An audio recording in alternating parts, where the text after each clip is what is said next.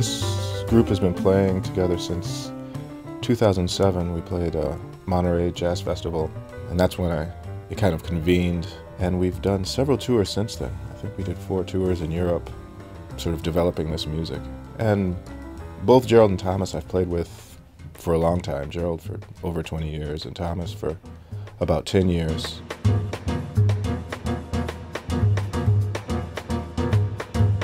They both have a similar sensibility musically, particularly with attention to sound and a comfort playing within silence and engaging with silence, and also kind of the fearless improviser thing that one would look for in improvising. So I kind of convene the group really around their personalities, more so than around the instrumentation. You know, it just happens that it looks like a traditional piano trio, but it's really about having Gerald and Thomas in the group.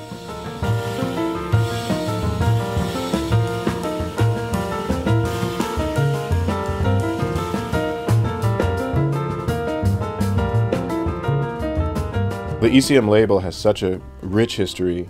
It is sort of the quintessential creative music label. It's certainly the most successful and consistently creative and kind of interesting label. It has done so much music by so many different creative artists that it's really inspiring actually to work for the label and to be able to work with Manfred. He has that history, he has a lot of that experience and a lot of knowledge, specifically and instrumentally for me about the piano and about just recording in general, and then in the larger scope of things about the music that's being made.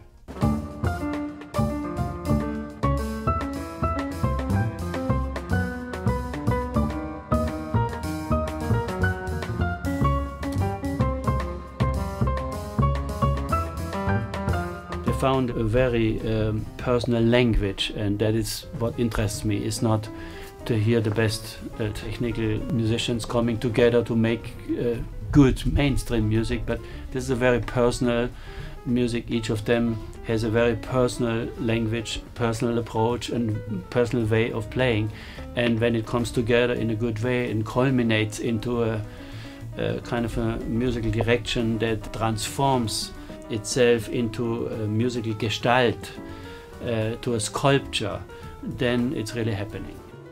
I don't feel that much of a compulsion to relentlessly document process. I feel like process is simply that, and I like to allow projects time to develop before I am really interested in documenting them.